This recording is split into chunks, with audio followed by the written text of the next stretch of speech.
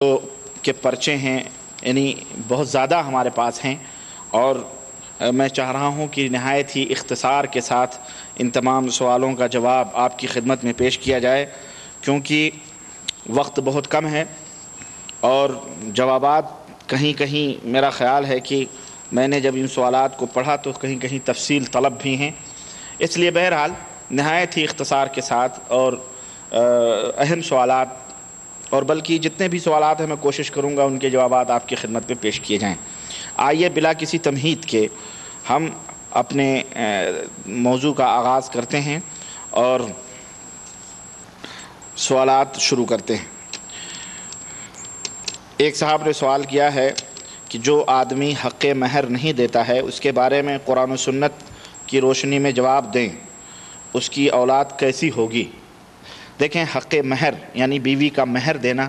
یہ فرض ہے اور شوہر کے اوپر ایک قرض ہے، یوں سمجھیے، اور اس کو ادا کرنا اس کے اوپر ضروری ہے، الا یہ کہ عورت اپنی طبیعت سے اپنی مرضی سے اسے معاف کر دے وہ بات الگ ہے، لیکن یہ چیز ضروری ہے۔ البتہ شریعت نے اس میں آپ کو مہلت دی ہے کہ اگر بیوی یہ کہتی ہے کہ ٹھیک ہے آپ کی جب وسعت آپ کو ہوگی تو آپ اس مہر کو دے دیجئے گا، تو وہ بات الگ ہے، لیکن بہرحال آدمی کے ذہن اور دماغ میں یہ بات ہونی چاہیے اور نیت یہ ہونی چاہیے کہ ہم وہ مہر اس کو جلد ادا کر دیں گے۔ اگر کسی شخص نے مہر بندھوایا اس نیت سے کہ اس کو نہیں دینا ہے بلکہ یوں ہی ریاکاری طور پر یا لوگوں کو دکھانے کے لیے کہ 1 لاکھ 1.5 لاکھ کی مہر بندھوا لیا اور نیت یہ ہے کہ کون دیتا ہے، تو پھر ایسا آدمی اللہ کے رسول صلی اللہ علیہ وسلم کے فرمان کے مطابق قیامت کے دن جب وہ مرے گا تو وہ زانیوں میں شمار کیا جائے گا، اس کا شمار زانیوں میں سے ہوگا۔ تب رہا کہ اولاد جو ہے بہرحال وہ حلالی ہے، کیونکہ نکاح اس نے کیا ہے، اولاد کے اوپر اس کا کوئی اثر نہیں پڑے گا، وہ خود گنہگار ہوگا، اس لیے مہر جتنی جلدی ہو سکے اسے دے دینا چاہیے۔ سوال: آپ صلی اللہ علیہ وسلم علم غیب جانتے تھے یا نہیں جانتے تھے؟ اللہ کے رسول صلی اللہ علیہ وسلم غیب نہیں جانتے تھے، یہ مسلم ہے، قرآن و احادیث سے اس کا ثبوت ملتا ہے۔ اللہ تبارک و تعالیٰ نے قرآن کریم میں خود فرمایا کہ اے نبی آپ کہہ دیجئے کہ میں غیب نہیں جانتا، میں غیب کا علم میرے پاس نہیں ہے بلکہ یہ اللہ ہی جانتا ہے، اگر مجھے غیب کا علم ہوتا تو میں خوب ڈھیر ساری بھلائیاں کر لیتا۔ اسی طرح سے اللہ کے رسول صلی اللہ علیہ وسلم نے بھی احادیث میں فرمایا ہے کہ مجھے غیب کا علم نہیں ہے۔ اور حضرت عائشہ رضی اللہ تعالی عنہا کی خود روایت آتی ہے کہ جو شخص یہ کہے کہ اللہ کے رسول غیب جانتے تھے وہ جھوٹا ہے، اللہ کے رسول غیب نہیں جانتے تھے۔ اللہ کے نبی صلی اللہ علیہ وسلم کے بارے میں اللہ نے فرمایا وما ينطق عن الهوى ان هو الا وحی یوحى، ہمارا نبی اپنی طرف سے کوئی بات نہیں کہتا ہے الا یہ کہ جب وحی آتی ہے، جب وحی آتی ہے تو رب جن باتوں کا جو باتیں انہیں بتلاتا ہے وہی باتیں وہ جانتے ہیں، اور اس کے بہت ساری دلیلیں احادیث کے اندر موجود ہیں۔ حضور کے وسیلے سے دعا مانگنا جائز ہے یا نہیں؟ ہرگز نہیں، نبی کریم صلی اللہ علیہ وسلم کے وسیلے سے یا کسی بھی صالح یا کسی بھی بزرگ کے وسیلے سے جو مر چکے ہیں دعا مانگنا جائز نہیں ہے۔ تب رہا دعا کروانا، مثلا صالحین ہیں، نیک ہے، نمازی ہے، پرہیزگار ہے، آپ اس سے جا کے کہیں کہ آپ اللہ سے میرے لیے دعا کریں، اگر وہ زندہ ہے تو یہ جائز ہے، اور اس کی قسم نبی کریم صلی اللہ علیہ وسلم کی حدیث سے موجود ہے کہ آپ صلی اللہ علیہ وسلم جب باحیات تھے تو صحابہ کرام اور صحابیات آپ کے پاس آتی تھیں اور صحابہ کرام آتے تھے اور دعا کرواتے تھے، لیکن آپ کی وفات کے بعد کسی صحابی سے یہ ثابت نہیں ہے کہ وہ آپ صلی اللہ علیہ وسلم کی قبر کے پاس گئے ہوں اور انہوں نے نبی صلی اللہ علیہ وسلم سے کہا ہو کہ آپ ہمارے لیے دعا کریں یا اس قسم کی باتیں، صحیح احادیث سے اس کا کہیں ثبوت نہیں ملتا ہے۔ بعض واقعات ملتے ہیں اس طرح کے تو وہ ضعیف یا موضوع روایات ہیں جن سے عقیدے میں استدلال کرنا حرام ہے، عقیدے میں استدلال ان سے نہیں کیا جائے گا۔ سوال نمبر 3، مان لیا جائے اگر کسی نے کسی کی چوری کی ہے اور اگر وہ اس سے معافی مانگے تو وہاں تک جا نہیں سکتا، آپ یہ بتاؤ کہ اگر وہ پیسہ کسی غریب کو دیا جائے تو معاف ہو جائے گا یا نہیں؟ اولاً چوری بہت بڑا جرم ہے اور یہ حرام ہے اور یہ حق العباد میں سے ہے، اگر کسی نے کسی کی چوری کر لی ہے تو کسی بہانے سے اگر وہ واپس لوٹانا چاہتا ہے تو کسی بہانے سے اس کو واپس کر دے۔ مثال کے طور پہ ایسا بھی ہو سکتا ہے کہ اس سے کہہ دے کہ بھائی آپ سے میں نے فلاں ایک ٹائم میں قرض لیا تھا، یہ چیز آپ کو میں واپس کر رہا ہوں، اب وہ کہے جی ہمیں تو معلوم نہیں ہے، لیکن کہیں آپ بھول گئے ہوں گے. لیکن اگر کوئی بڑی چیز ہے، ظاہر ہے کہ اس کو پتہ ہوگا کہ یہ چیز ہماری غائب ہوئی ہے، چوری ہوئی ہے، تو ظاہر ہے اگر آپ گئے واپس کرنے تو آپ کو الٹا وہ پکڑے گا، وہ کہ تم نے چوری کی ہے اور آئے ہو بہانے سے یہ دینے کے لیے کہ جناب ہم نے آپ سے ادھار لیا تھا. تو بہرحال اگر وہ آدمی زندہ ہے تو اس کو کسی بھی طرح سے دیں، کسی بھی بہانے سے پہنچا دیں. اور اگر وہ آدمی مر گیا ہے تو اس کے ورثہ ہیں، اس کے آل اولاد ہیں، تو اس آل اولاد کو بھی آپ دے سکتے ہیں کہ جناب یہ آپ کے والد صاحب سے میں نے لیا تھا، یا کسی بہانے سے. اور اگر کوئی بھی نہیں ہے تو اور اگر ان تمام سب چیزوں کا خدشہ ہے کہ آپ گرفتار ہو جائیں گے، پکڑ جائیں گے اور آپ کے اوپر مصیبت آئے گی، تو مرنے والے اس کا سامان آپ صدقہ اور خیرات کر سکتے ہیں، اس نیت سے کہ یہ مرنے والے کو اس کا اجر اور اس کا ثواب پہنچ جائے. لیکن بہرحال چوری ایک بہت بڑا جرم ہے، حرام ہے اسلام کے اندر. اچھا جناب شیخ صاحب السلام علیکم، میں نے آج ہی آپ کی کیسٹیں سنی. دیوبند کی حقیقت میں بیان تھا. ہمارے قصبے میں سب مسجدوں میں دیوبند سے فارغ عالم ہیں، کیا ان کے پیچھے نماز جائز ہے؟ ہم نماز کہاں پڑھیں؟ شکریہ. میرے بھائی، دیوبند کا جو عقیدہ ہے، علماء دیوبند کے جو کیسٹ آپ نے سنی ہیں اور اس میں جو عقیدے بتائے گئے ہیں، یقیناً وہ عقیدے مشرکانہ ہیں اور بہت ہی خطرناک عقیدے ہیں. اور کتابوں کے اندر وہ تمام سب عقیدے موجود ہیں جو میں سمجھتا ہوں کہ کسی جو خطرناک صوفیوں کے وہ عقیدے ہیں. اور ہمارے یہاں جو علماء بریلوی ہیں جن کے پیچھے ہمارے دیوبندی حضرات بھی نماز پڑھنے سے کتراتے ہیں اور یہ کہتے ہیں کہ یہ مشرک ہیں، میں سمجھتا ہوں وہی، بلکہ ان کی کتابوں سے یہ حقیقتیں ہیں کہ وہی عقیدے جو علماء بریلوی کے ہیں ان کے بھی وہی عقیدے ہیں. تب رہا کہ بریلوی اپنے علماء اور اپنے پیروں بزرگوں کے لیے وہ عقیدے رکھتے ہیں، لیکن دیوبندی وہی عقیدے اپنے بزرگوں کے لیے اور اپنے صالحین کے لیے رکھتے ہیں. بہرحال ان دونوں میں 19 اور 20 کا فرق ہے، ورنہ اور نام کا فرق ہے اور کوئی فرق نہیں ہے، الا ایک کہ بریلوی علی الاعلان اس بات کو کہتا ہے، لیکن دیوبندی اس بات کو چھپا چھپا کر کے کہتے ہیں اور لوگوں کے سامنے اس کو کچھ اور بیان دیتے ہیں کہ ہم کتاب و سنت کی دعوت دیتے ہیں، ہم حدیث کو اس طرح لیکن حقیقت یہ ہے کہ ان کی کتابوں میں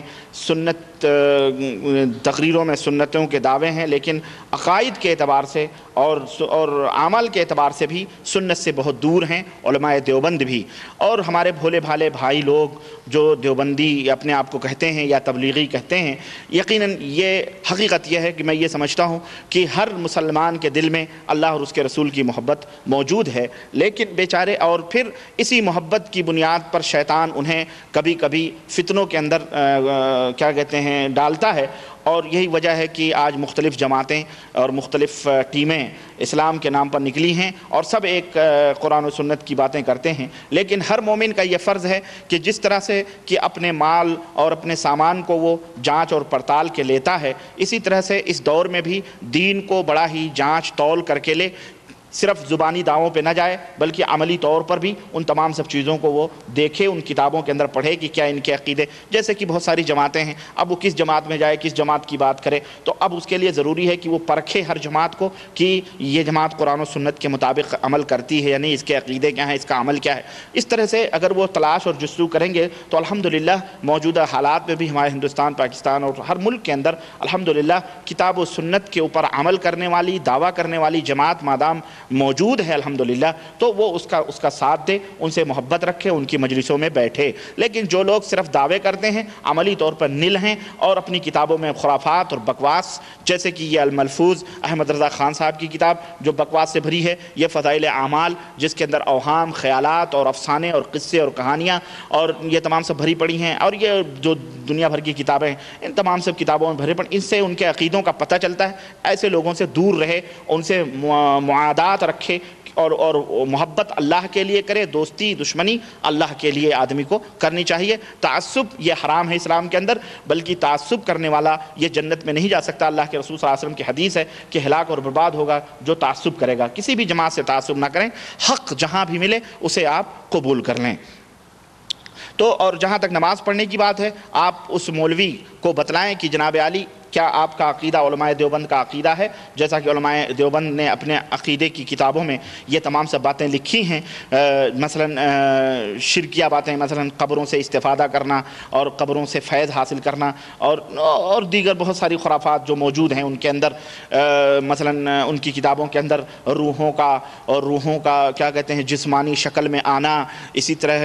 غیب کا جاننا، دلوں کے بھیدوں کا جاننا، بزرگوں، یہ تمام سب عقیدے رکھے ہیں انہوں نے، تو یہ تمام سب کفریہ اور شرکیہ عقیدے ہیں، ان سے آدمی کو دور، اگر یہ عقیدے وہ رکھتا ہے تو یقیناً ایسے عالم کے پیچھے، چاہے وہ دیوبندی ہو، بریلوی یا دنیا کا کسی بھی جماعت کا آدمی ہو، ایسے آدمی کے پیچھے نماز پڑھنا درست اور جائز نہیں ہے۔ ایسی صورت میں آدمی کو چاہیے کہ وہ اکیلے نماز پڑھ لے، اس کے لیے یہی بہتر ہے، اس کے لیے یہی بہتر ہے، اس لیے کہ اللہ کے رسول صلی اللہ علیہ وسلم کی اس سلسلے میں کئی احادیث وارد ہوئی ہیں۔ اللہ کے رسول صلی اللہ علیہ وسلم سے حضرت ایک صحابی رسول حضرت حذیفہ ہیں غالباً، حضرت جن کو وہ کہتے ہیں کہ اے اللہ کے رسول صلی اللہ علیہ وسلم، وہ کہتے ہیں کہ لوگ تو اللہ کے رسول صلی اللہ علیہ وسلم سے کچھ اور باتیں پوچھتے تھے، لیکن ہم جو پوچھتے تھے اللہ کے نبی صلی اللہ علیہ وسلم سے وہ جو ہے ایسی باتیں پوچھتے تھے جو ہمیں جہنم میں پہنچانے والی ہوں، تو تاکہ ہم ان سے رکیں، ہم وہ باتیں اللہ کے رسول صلی اللہ علیہ وسلم سے پوچھتے تھے۔ چنانچہ کہتے ہیں کہ اللہ کے رسول صلی اللہ علیہ وسلم نے حضرت حذیفہ رضی اللہ تعالیٰ عنہ کہتے ہیں کہ کان الناس یسألون رسول اللہ صلی اللہ علیہ وسلم عن الخیر، لوگ بھلائیوں کے بارے میں اللہ کے رسول صلی اللہ علیہ وسلم سے پوچھتے تھے، وکنت اسألہ الشر مخافۃ ان اقع فیہ، میں شر کے بارے میں پوچھا کرتا تاکہ میں ان میں نہ پڑوں۔ تو میں نے ایک دن اللہ کے رسول صلی اللہ علیہ وسلم سے کہا کہ اللہ کے نبی، ہم جاہلیت کے زمانے میں برائیوں میں تھے، یہاں تک کہ اللہ تعالیٰ نے ہمیں ہدایت دی تو ہم الحمدللہ خیر میں آ گئے، تو کیا اس خیر اور بھلائی کے بعد بھی دنیا شر اور برائی میں مبتلا ہونے والی ہے؟ تو آپ صلی اللہ علیہ وسلم نے فرمایا ہاں۔ تو میں نے کہا کہ فہل بعد هذا الشر من خیر، کیا اس برائی کے بعد بھی کبھی خیر اس دنیا کے اندر آئے گی؟ تو آپ نے فرمایا ہاں آئے گی، خیر اور بھلائی آئے گی، لیکن اس کے اندر دخن ہوگا۔ تو میں نے کہا کہ اس کا دخن کیا ہے، دخن کا مطلب کیا ہے؟ تو آپ صلی اللہ علیہ وسلم نے فرمایا کہ قوم یستنون بغیر سنتی، ایک لوگ میری سنت کو چھوڑ کر غیر طریقوں کو اختیار کریں گے، وَيَهْدُونَ بِغَيْرِ هَدِي، اور میری ہدایتوں کو چھوڑ کر اپنی منمانی ہدایتوں اور رہنماؤں پر عمل کریں گے۔ تو میں نے پوچھا اللہ کے رسول صلی اللہ علیہ وسلم سے، اور آپ نے فرمایا کہ ان کو تم جانو گے بھی، ان کو تم جانو گے بھی اور ان کے اوپر نکیر بھی کرو گے۔ تو میں نے کہا کہ کیا اس خیر کے بعد بھی برائی آئے گی؟ تو آپ نے فرمایا کہ ہاں، ایسے دعات اور ایسے مبلغین اور ایسے دعوت و تبلیغ کرنے والے پیدا ہوں گے جو جہنم کی طرف لوگوں کو بلائیں گے، اگر تم ان کی دعوتوں کو قبول کرو گے تو تم جہنم کے اندر ڈال دیے جاؤ گے۔ تو میں نے کہا اے اللہ کے رسول صلی اللہ علیہ وسلم، ان کے حالت کو بیان کیجئے۔ تو آپ نے فرمایا کہ نعم ہم من جلدتنا ویتکلمون بألسنتنا، کہ وہ ہماری ہی امت کے لوگ ہوں گے اور ہماری ہی زبان وہ بولیں گے، یعنی ہماری ہی طرح ہماری ہی زبان بولیں گے، ایسے لوگ وہ ہوں گے، لیکن اگر تم ان کی دعوتوں کو قبول کرو گے تو وہ تمہیں جہنم میں لے جائیں گے۔ تو میں نے کہا اللہ کے رسول، ایسی حالت میں مجھے حکم دیں کہ میں کیا کروں، اگر میں ایسے لوگوں کو پاؤں تو میں کیا کروں؟ تو اللہ کے رسول صلی اللہ علیہ وسلم نے فرمایا کہ تم مسلمانوں کی جو جماعت ہے اس کو لازم پکڑو اور ان کے امام کو لازم پکڑو۔ تو میں نے کہا کہ اگر مسلمانوں کی کوئی جماعت نہ ہو یا کوئی ان کا امام نہ ہو تو پھر ایسی صورت میں کیا کروں؟ تو آپ نے فرمایا کہ ان تمام فرقوں سے الگ ہو جانا، ان تمام فرقوں سے الگ ہو جانا، یہاں تک کہ اگر درخت کی جڑ تجھے پکڑنا ہو تو درخت کی جڑ پکڑنا جب تک کہ موت نہ آ جائے، ان تمام فرقوں سے الگ ہو جانا اور تم اسی کے اوپر قائم و دائم رہنا۔ یہ حدیث صحیح بخاری اور صحیح مسلم کی ہے۔ تو اس حدیث سے ثابت ہوتا ہے کہ اگر ایسے فتنے امت کے اندر پیدا ہوں، اور یقیناً یہ آج کل کا زمانہ یہ انہی فتنوں کا زمانہ ہے کہ مختلف فرقے، مختلف جماعتیں امت محمدیہ صلی اللہ علیہ وسلم میں پیدا ہو چکی ہیں، اور یہ ظاہر ہے کہ سارے کی ساری جنت میں تو نہیں جائیں گی، صرف اس میں ایک ہی جماعت جنت میں جائے گی۔ تو ایسی صورت میں آدمی کو چاہیے کہ کتاب و سنت کی حامل جو جماعت ہے اور ان کے جو امیر ہیں ان کو لازم پکڑیں اور ان کے ساتھ رہیں، اور جو لوگ کتاب و سنت صرف کتاب و سنت کے دعوے کرتے ہیں لیکن ان کے عقیدے ان کی کتابوں میں